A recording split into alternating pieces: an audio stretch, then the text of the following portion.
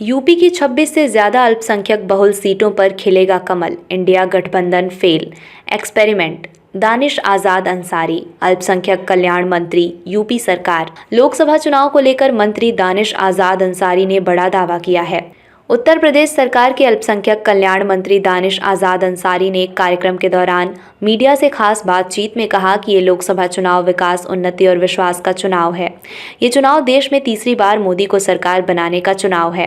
वहीं इंडिया गठबंधन को फेल एक्सपेरिमेंट बताते हुए कहा कि कमजोर नींव पर इमारत बनाने की नाकाम कोशिश है।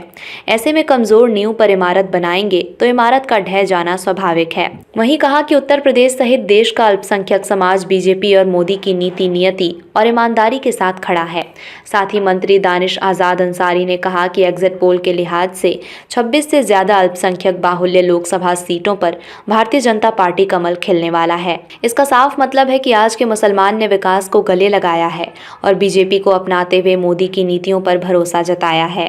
और आने वाले दिनों में 7 चरणों में पूरे देश भर में लोकसभा का चुनाव होगा। निश्चित तौर पे लोकसभा का चुनाव ये विकास का चुनाव है, ये विश्वास का चुनाव है, ये उन्नति का चुनाव है, ये भारत की क्षमताओं को बढ़ाने का चुनाव है, ये देश में फिर से तीसरी बार मोदी सरकार बनाने का चुनाव है।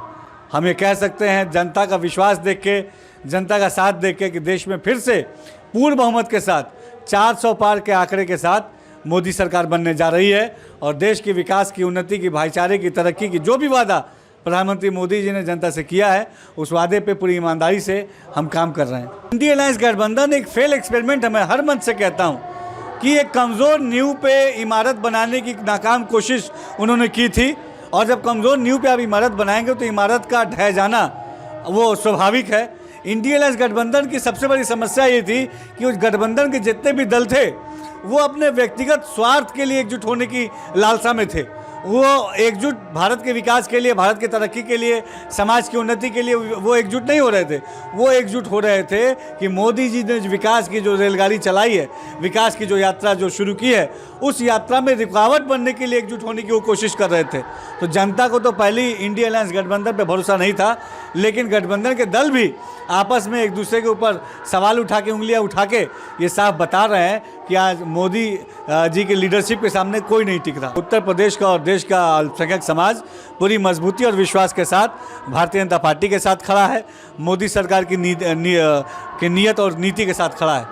क्योंकि जिस तरीके से 2014 से लेकर अब तक प्रधानमंत्री मोदी जी ने ईमानदारी से अल्पसंख्यक मुस्लिम समाज को डेवलपमेंट से जोड़ने के लिए काम किया है, इसका सीधा लाभ अल्पसंख्यक समाज को मिला है। उत्तर प्रदेश में 80 लोकसभा सीट है और तमाम जो एग्जिट पोल भी आए अलग अलग चैनल्स के, उसमें दिखाया गया कि किस तरीके से बड़ी बहुमत के साथ उत्तर प्रदेश में भारतीय जनता पार्टी का कमल खिलेगा हर लोकसभा सीट पे। और 26 से ज़्यादा जो अल्पसंख्यक बाहुल्य जो लोकसभा सीटें हैं वहाँ भी भारतीय जनता पार्टी का कमल खिलता हुआ एग्जिट पोल में दिख रहा है।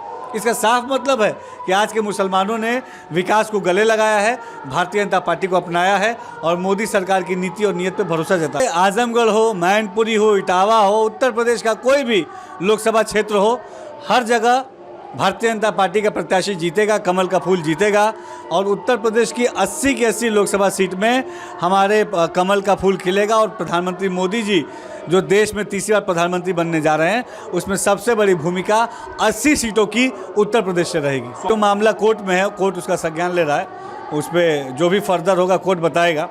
हमारे ये मानना है कि हमारी मोदी सरकार, भारतीय जनता पार्टी सरकार समाज में एकता और विश्वास को, समाज के एकता और विश्वास को के सूत्र में एक बांधते हुए समाज को तरक्की और तालीम की तरफ आगे बढ़ाने के लक्ष्य के साथ काम कर रही है और जनता को हम पे पूरी तरीके से भरोसा है।